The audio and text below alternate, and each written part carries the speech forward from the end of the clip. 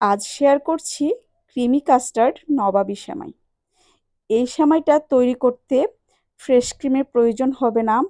দেখুন কত সহজে রেসিপিটি আমি তৈরি করে দেখিয়ে দিচ্ছি। খেতে কিন্তু ভীষণই মজার, পরিবারের সবারই পছন্দের এই সেমাইটি। ঈদে অবশ্যই সহজে তৈরি করে নেবেন। দিয়ে দিচ্ছি 2 টেবিল চামচ বাটার। বাটারের পরিবর্তে আপনি ঘিও দিতে পারবেন। দারচিনি, এলাচি, তেজপাতা দিয়ে দিয়েছি। দারচিনির মুখটা একটু ফেটে দিয়েছি, ভেজে নিয়েছি 1 মিনিট। এবার দিয়ে দিচ্ছি 1 প্যাকেট লাচ্চা সেমাই। লাচ্চা সেমাইটা এখন আমি এই বাটারের মধ্যে ভেজে নেব 2-3 মিনিট। 2-3 মিনিট ভেজে একটু ক্রিস্পি করে নিব।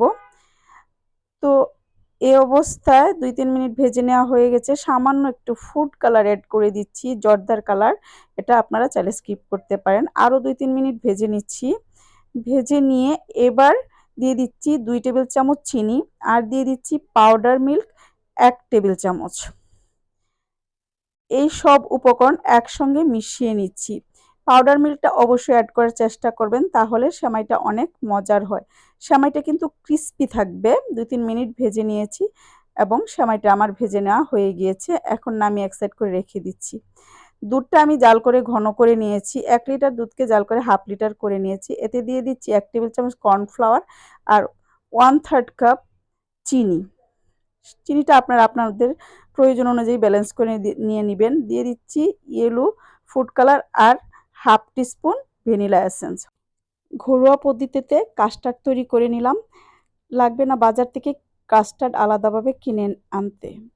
এবার আমি জাল করতে বসিয়ে দিয়েছি। চুলার আঁচটা লো টু মিডিয়ামে রেখে জাল করে নিচ্ছি। ঘন হওয়া পর্যন্ত অনবরত নেড়েচেড়ে জাল করে নিতে হবে। আর আপনি কিন্তু অনবরত নাড়তে হবে। আমার কাস্টার্ডটা তৈরি হয়ে গেছে, ক্রিমি কাস্টার্ডটা।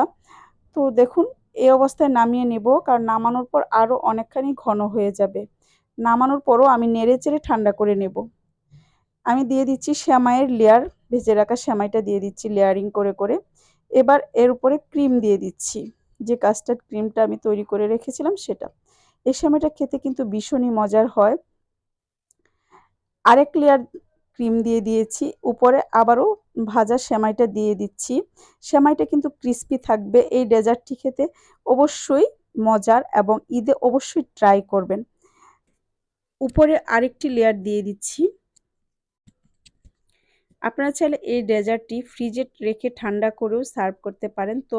তবে আমার কাছে ক্রিস্পি ক্রিস্পি খেতেই ভালো লাগে। উপরে কিছু ভাজা কিশমিশ, আমি কিছু কিশমিশ, কাজু বাদাম ঘিয়ে ভেজে রেখেছিলাম, সেগুলো উপরে দিয়ে সার্ভ করে দিয়েছি। ইয়ামি সেমাই রেসিপিটি আপনাদের ভালো লাগবে। Thank you for watching.